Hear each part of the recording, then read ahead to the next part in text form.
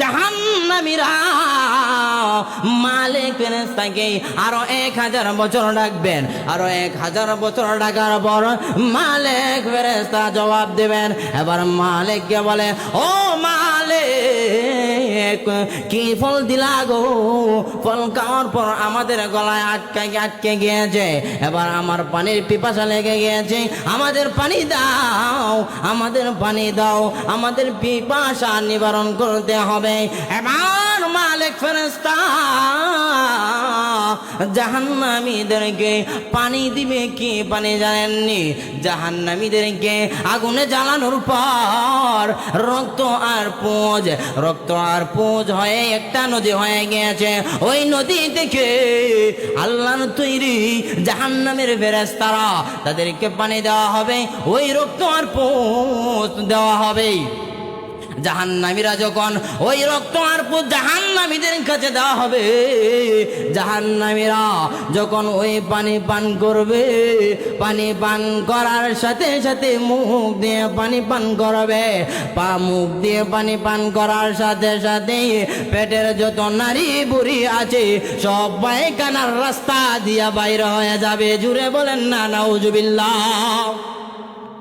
এটা হবে জাহান্নামীদের অবস্থা, এটা হবে জাহান্নামীদের অবস্থা, করুণ অবস্থা হবে। আর যারা জান্নাতে যাইবা, জান্নাতে গেলে তাদের অনেক নাজ নিয়ামত আছে। সব চাইতে যে আনন্দের বিষয় হবে সেটা হবে জান্নাতের মধ্যে একটা বৈঠক হবে। সেই বৈঠকের মধ্যে আল্লাহ রাব্বুল আলামিন থাকবেন সভাপতি, আর আপনার আমার নবী থাকবেন প্রধান অতিথি, আর বিশেষ অতিথি থাকবেন দাউদ আলাইহিস সালাতু ওয়াস সালাম। বলেন সুবহানাল্লাহ। আল্লাহ রাব্বুল আলামিন আল্লাহর নবী বিশ্ব নবী রাহমাতুল লিল আলামিন কে বলবেন, ওগো নবীজি, আপনি এবার তেলাওয়াত করুন জান্নাতের মধ্যে, আপনি এবার তেলাওয়াত করুন। দাউদ নবী তেলাওয়াত করেছে। আল্লাহর নবী বলবেন, না না, আমি তেলাওয়াত করব। আল্লাহ বলবেন, ওগো নবীজি, আপনি কেন তেলাওয়াত করবেন না? আল্লাহর নবী বিশ্ব নবী রাহমাতুল লিল আলামিন বলবেন, ওগো আল্লাহ, আপনার কথায় আমি কোরআন তেলাওয়াত করব। যেই কোরআনের জন্য উহুদের ময়দানের মধ্যে আমার দাঁত শহীদ হয়েছে, যেই কোরআনের জন্য তায়েফের ময়দানে আমার রক্ত বাইর হয়েছে, তায়েফের ময়দানে কি অবস্থা হয়েছে, আল্লাহ নবী বিশ্ব নবী রাহমাতুল লিল আলামিন যখন তায়েফের ময়দানে গেলেন, দ্বীনের দাওয়াত দেওয়ার জন্য তায়েফের ময়দানে গেলেন, আল্লাহ নবী বিশ্ব নবী রাহমাতুল লিল আলামিনকে তায়েফের বাসীরা, তায়েফের মানুষেরা পাগল বলে মুহাম্মদকে পাথর নিক্ষেপ করে। এমন একটা অবস্থা হয়ে গেল, আল্লাহর নবীর শরীর মুবারক বেয়ে বেয়ে পানি পড়তেছে, আল্লাহর নবী জমিনের মধ্যে পড়ে গিয়েছে। আল্লাহর নবীর সাহাবী আরেকদিকে পালক পুত্র যায়েদ ইবনে হারেস নবীজির সঙ্গে ছিলেন। আল্লাহর নবী যখন জমিনের মধ্যে পড়ে গেল, এবার আল্লাহর নবী বলতেছে, আরে যায়েদ, আমার পানির পিপাসা লেগে গিয়েছে, আমার জিহ্বা পর্যন্ত শুকিয়ে গিয়েছে, আরে যায়েদ, আমাকে এক গ্লাস পানি কি দেওয়া যাবে? যায়েদ ইবনে হারেস রাদিয়াল্লাহু তাআলা আনহু এক গ্লাস পানি নিয়ে আসলেন। পানি নিয়ে আইসা বলতেছেন, ওগো নবীজি, নেন আপনি পানি পান করেন।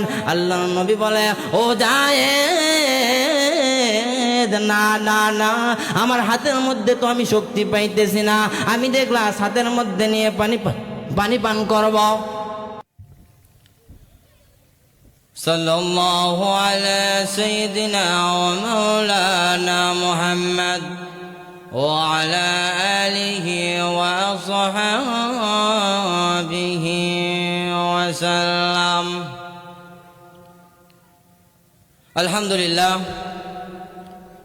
নোয়াগড় পূর্বগড়ের হাটি মরহুম মাহবিবুল্লাহ সাহেবের রুহের মাগফিরাত কামনায় আজকের এই দোয়া মাহফিলের সম্মানিত সভাপতি উস্তাজুল উলামা আল্লামা আব্দুল বাসিত আজাদ সাহেব বড় হুজুর বানিয়াচং, প্রধান অতিথি খাতিয়া শেখ সাহেবের সুযোগ্য নাতি মুফতি মঞ্জুর রশিদ আমিনী, আরও অনেক বিজ্ঞ আলেমগণ আজকে তশরিফ আনবেন ইনশাআল্লাহ। আমাদের মধ্যে মঞ্জুর রশিদ আমিনী সাহেব এসে পৌঁছে গেছেন এবং উস্তাজুল উলামা আমাদের সবার মাথার তাজ হজরত মাওলানা আল্লামা আব্দুল বাসিত আজাদ সাহেবও আমাদের কাছে এসে পৌঁছে গেছেন। কিছুক্ষণের মধ্যেই তারাও আসবেন ইনশাআল্লাহ। আমি আপনাদের সম্মুখে কিছু মুক্তাসার আলোচনা করে বিদায় নেব। আমা তৌফিক ইল্লা বিল্লাহ, যদি আল্লাহ রাব্বুল ইজ্জত আমাকে তৌফিক দান করেন। আসলে আমাদেরকে আল্লাহ তাআলা এই দুনিয়ায় সৃষ্টি করেছেন আল্লাহ রাব্বুল আলামিনের একটা উদ্দেশ্য নিয়ে, এবং আমাদেরকে আবার এই পৃথিবী ছেড়ে দুনিয়া থেকে আবার চলেও যাইতে হবে। দুনিয়াতে বান্দার বান্দিদেরকে পাঠানোর পর কিছু মানুষ, কিছু জাতি, কিছু গোত্রের জন্য একটা জিম্মাদারিত্ব দিয়ে পাঠান। ঠিক আমাদেরকে আল্লাহর নবীকে দিয়ে দুনিয়ায় প্রেরণ করেছেন, সাথে সাথে আমাদেরকে হুকুমও করেছেন আল্লাহ তাআলার হুকুম মানার জন্য। আল্লাহ তাআলা কেন আমাদেরকে দুনিয়ায় সৃষ্টি করলেন?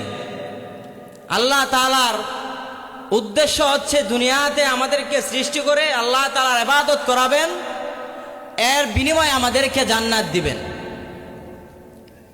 তবে দুনিয়াতে আসার পর যদি আমরা আল্লাহ তাআলার ইবাদত করে ইমানদার হতে পারি, তাহলে ইমানদার হয়ে যদি আমরা দুনিয়া থেকে বিদায় হতে পারি, তাহলে আল্লাহ তাআলা আমাদেরকে জান্নাত দিবেন। আর যদি আমরা দুনিয়া থেকে ইমানদার না হতে পারি, তাহলে আল্লাহ তাআলা আমাদেরকে চির জাহান্নামী বানিয়ে দিবেন। এবার যদি আমরা জান্নাত পাইতে হয়, তাহলে আল্লাহ তাআলার হুকুম আহকাম মানতে হবে। যেমন আল্লাহ তাআলা এক আয়াতের মধ্যে বলেন, وَمَا خَلَقْتُ الْجِنَّ إِلَّا وَأَنْتُمْ মুসলিমুন।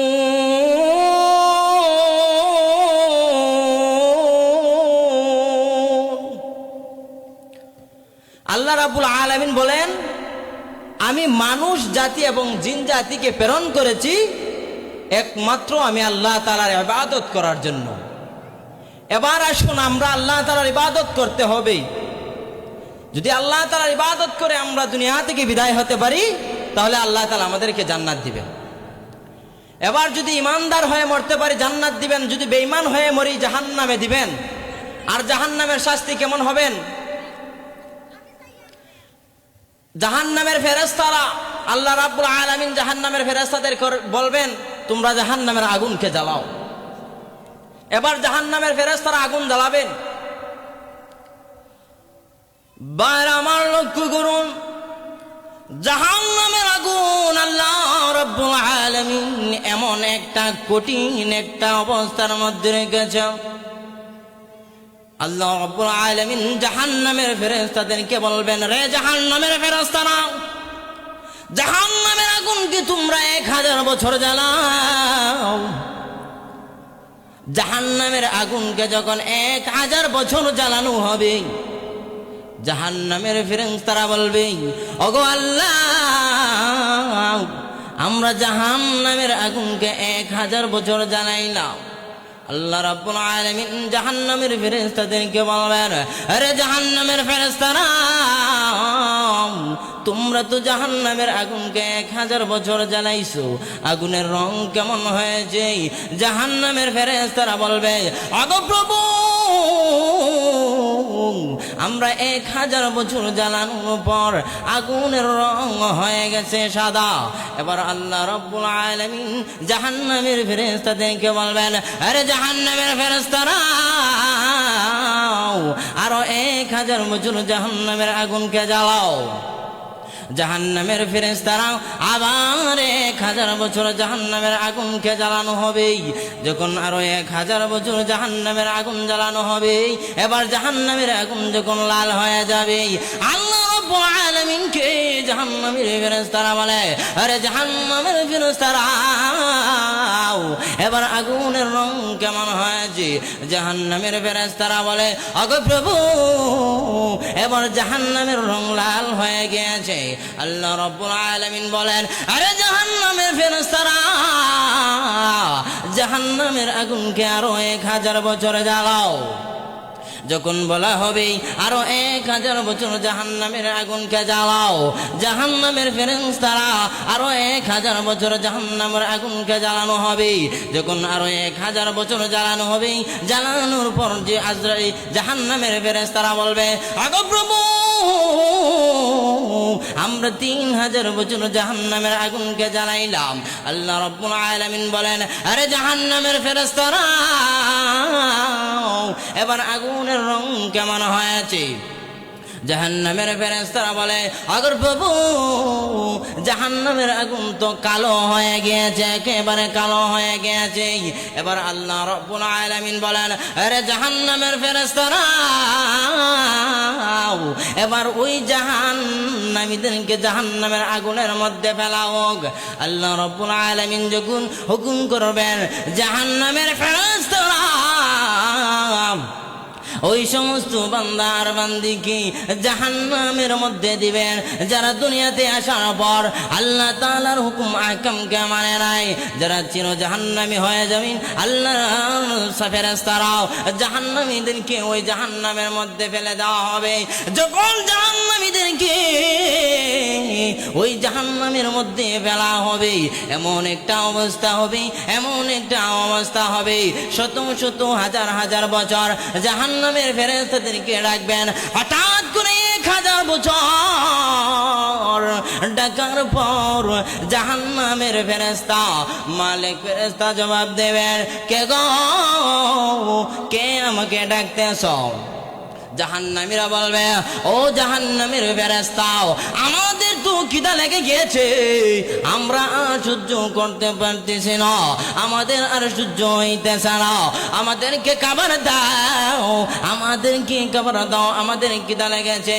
জাহান্নামের মালিক ফেরেশতা বলবে, ওগো প্রভু জাহান্নামীরা তোমার কাছে খাবার চায়, আমাদের কাছে খাবার চায়। আল্লাহ রাব্বুল আলামিন মালিক ফেরেশতাকে বলবে, আরে মালিক জাহান্নামীদেরকে অত খাবার দেওয়া হবে, জাহান্নামীদেরকে খাবার দাও। কি খাবার দেব? মালিক ফেরেশতাকে বলে, ও মালিক ফেরেশতা জাহান্নামীদেরকে জাক্কুম নামক ফলটা দেয়া আছে, ওই জাক্কুম নামক ফলটা জাহান্নামীদেরকে দাও। আল্লাহর কথা অনুযায়ী জাহান্নামের ফেরেশতা ওই মালিক ফেরেশতা জাহান্নামীদেরকে ওই জাক্কুম ফলটা যখন দেয়া হবে, জাহান্নামীরা যখন ওই জাক্কুম ফলটা খাইতে চাইবে, খাইতে পারে না। কেন খাইতে পারে না? জাক্কুম ফলের মধ্যে কাটা আর কাটা। জাক্কুম ফলটা যখন খাইতে চাইবে, খাওয়ার সঙ্গে সঙ্গে গলার মধ্যে আটকা পড়ে যাবে। এবার জাহান্নামীরা বলবে, ও মালিক কি ফল দিলাই গো, আগে তো বড় ভালো ছিলাম, না খেয়ে ভালো ছিলাম, এখন এমন একটা ফল দিছো গো, যেই ফল খাওয়ার কারণে আমাদের শ্বাস বন্ধ হয়ে যাইতেছে, আমাদের গলার মধ্যে আটকা পড়ে গেছে। ও মালিক আমরা এই ফল খাওয়ার পর পানির পিপাসা লেগে গিয়েছে। জাহান্নামীদের এমন পানির পিপাসা লেগে যাবে, জাহান্নামীরা মালিক ফেরেশতাকে আরো 1000 বছর ডাকবেন। আরো 1000 বছর ডাকার পর মালিক ফেরেশতা জবাব দেবেন। এবার মালিককে বলে, ও মালিক কি ফল দিলা গো, ফল খাওয়ার পর আমাদের গলায় আটকে গিয়েছে, এবার আমার পানির পিপাসা লেগে গিয়েছে, আমাদের পানি দাও, আমাদের পানি দাও, আমাদের পিপাসা নিবারণ করতে হবে। এবার মালিক ফেরেশতা জাহান্নামীদেরকে পানি দিবে কি পানি জানেননি? জাহান্নামীদেরকে আগুনে জ্বালানোর পর রক্ত আর পুঁজ হয়ে একটা নদী হয়ে গিয়েছে। ওই নদী থেকে আল্লাহর তৈরি জাহান্নামের ফেরেশতারা তাদেরকে পানি দেওয়া হবে, ওই রক্ত আর পুঁজ দেওয়া হবে। জাহান্নামীরা যখন ওই রক্ত আর পুঁজ জাহান্নামীদের কাছে দেওয়া হবে, জাহান্নামীরা যখন ওই পানি পান করবে, পানি পান করার সাথে সাথে মুখ দিয়ে পানি পান করবে, মুখ দিয়ে পানি পান করার সাথে সাথে পেটের যত নারী বুড়ি আছে সব পায়খানার রাস্তা দিয়া বাইরে হয়ে যাবে। জুড়ে বলেন না নাউজুবিল্লাহ। এটা হবে জাহান্নামীদের অবস্থা, এটা হবে জাহান্নামীদের অবস্থা, করুণ অবস্থা হবে।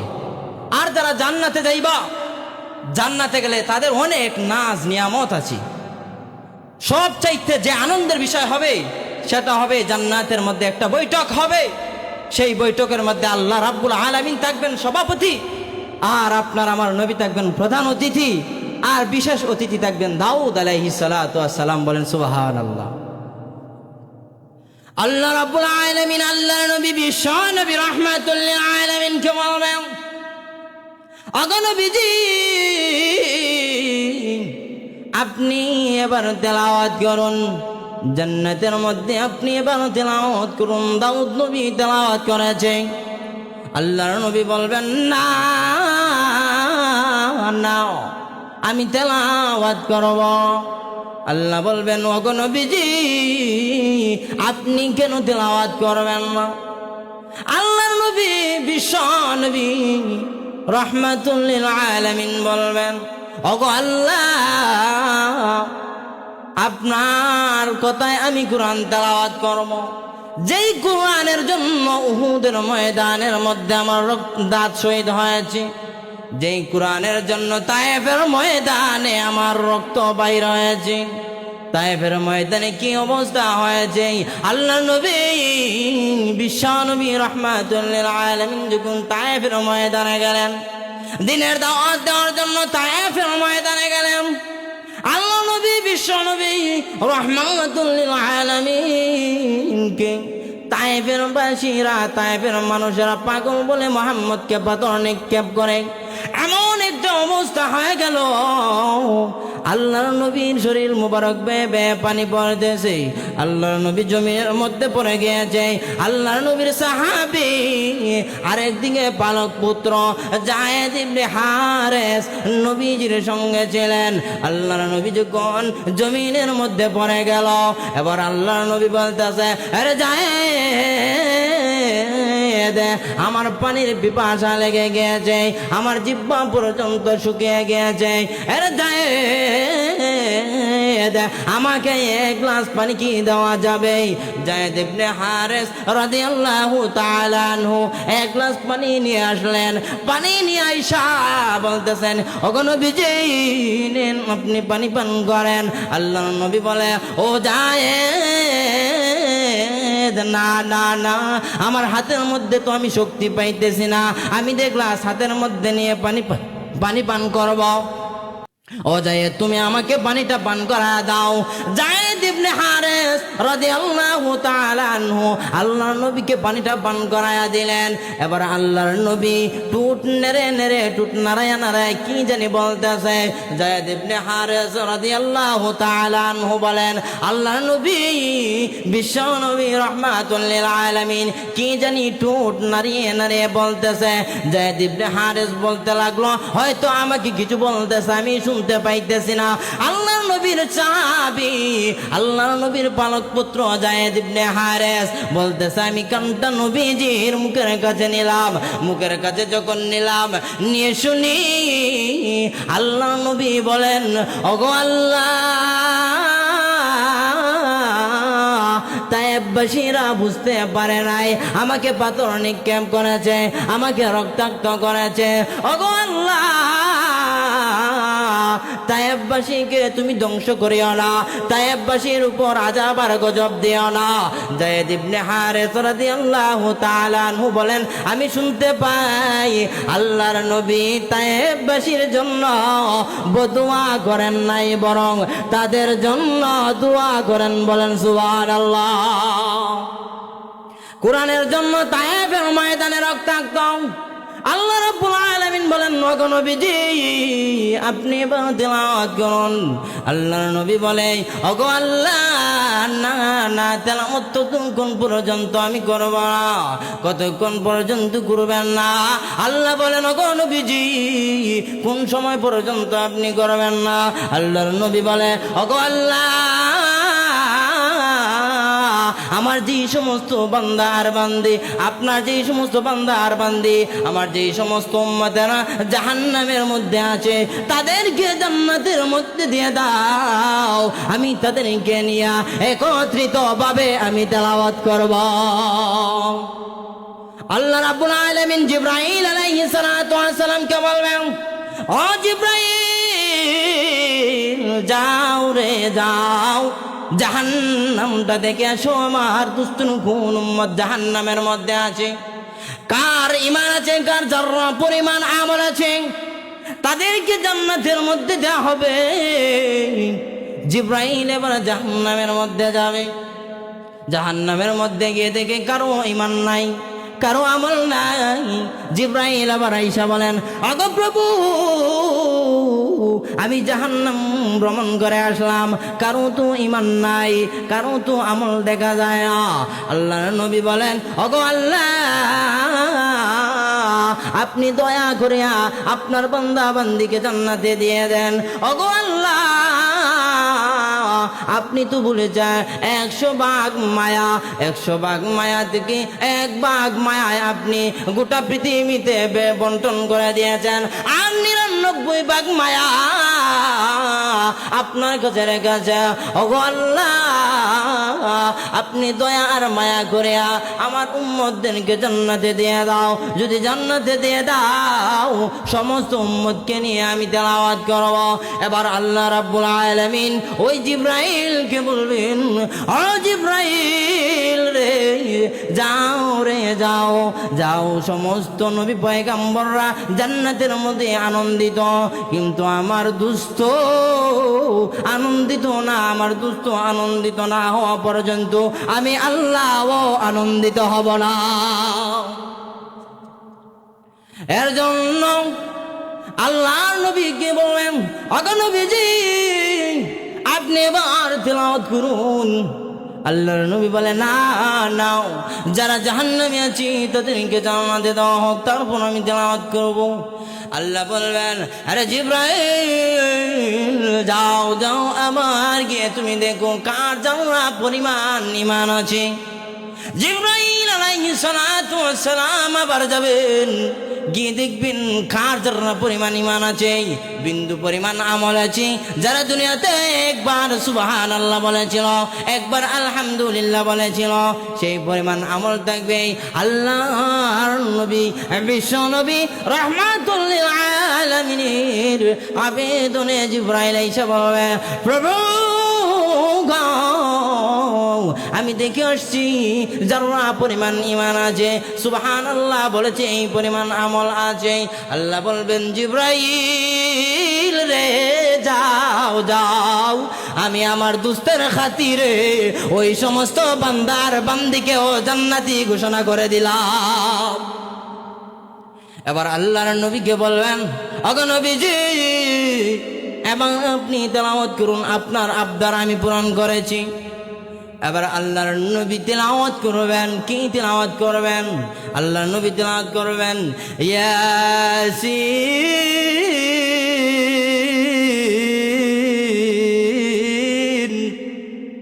ওয়াল কুরআনিল হাকীম।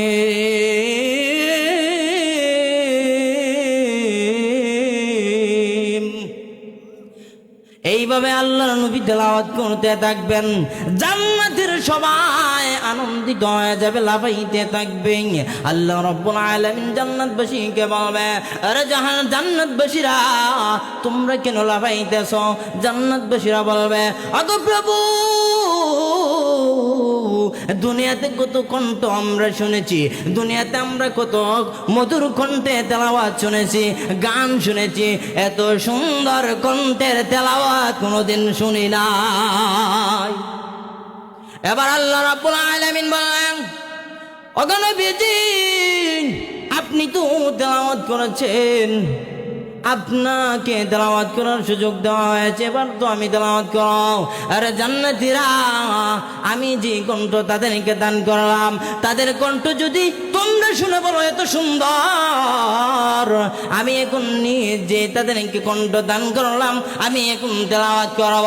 শেষমেশ সভাপতি আল্লাহ রাব্বুল আলামিন জান্নাতীদেরকে তেলাওয়াত করে শোনাইবে।